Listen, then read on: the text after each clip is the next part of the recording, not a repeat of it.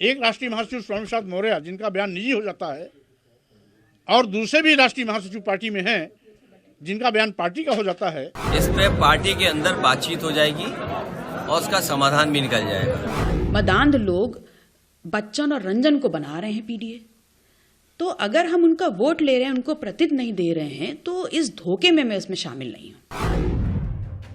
सपा मुखिया अखिलेश यादव जिस पीडीए वाले प्लान के जरिए 24 के लोकसभा का इम्तिहान पास करने का इरादा जता रहे हैं, अब उनके उसी पीडीए में दरार पड़ती दिख रही है, क्योंकि दलित चेहरे स्वामी प्रसाद मौर्य ने दुखी मन से महासचिव पद से त्याग दे दिया। इस्तीफे वाली इस चिट्ठी में मौर्य ने विचारधारा से भटकने और पार्टी में भेदभाव सरीखे आरोप लगाए हैं। और तो और जनाधार बढ़ाने और सपा को 111 सीटों तक पहुंचाने का श्रेय भी लेना नहीं भूले मौर्य। इस्तीफा का कारण मेरे इस्तीफे के पत्र में स्पष्ट रूप से उल्लिखित है। उसमें की एक एक पंक्ति अपने आप मेरे दर्द को बयां करती है। दुख तब होता है जब पार्टी के कुछ जिम्मेदार लोग ये कह करके कि स्वामी प्रसाद मौर्य का निजी बयान है, उस अभियान की हवा निकालने की कोशिश करते हैं। तो मुझे ताजुब हुआ, एक राष्ट्रीय महासचिव स्वामी प्रसाद मौर्य जिनका बयान निजी हो जाता है और दूसरे भी राष्ट्रीय महासचिव पार्टी में हैं जिनका बयान पार्टी का हो जाता है, कि कैसे राष्ट्रीय महासचिव का पद है जो पार्टी के राष्ट्रीय महासचिव में भी भेद करता है।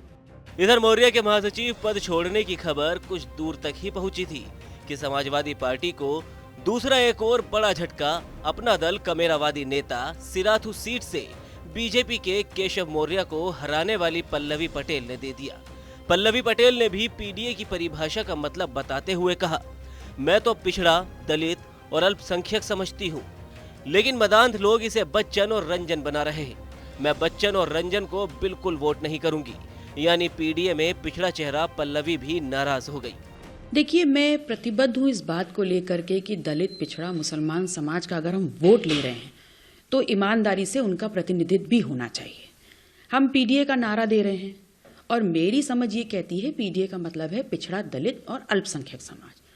तो ये जो उम्मीदवार हैं इसमें पीडीए कहाँ है? मदांध लोग बच्चन और रंजन को बना रहे हैं पीडीए, तो अगर हम उनका वोट ले रहे हैं, उनको प्रतिनिधि नहीं दे रहे हैं, तो इस धोखे में मैं इसमें शामिल नहीं हूँ। रामचरितमानस से लेकर राम मंदिर तक स्वामी प्रसाद मौर्य के बयान सपा आलाकमान को भी परेशान करते रहे हैं। इस नुकसान से बचने के लिए अखिलेश यादव कुछ अलग अंदाज में भी नजर आ रहे हैं।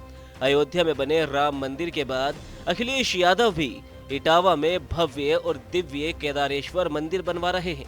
वहीं सपा के ऑफिस में शालिग्राम पूजा भी रखी गई।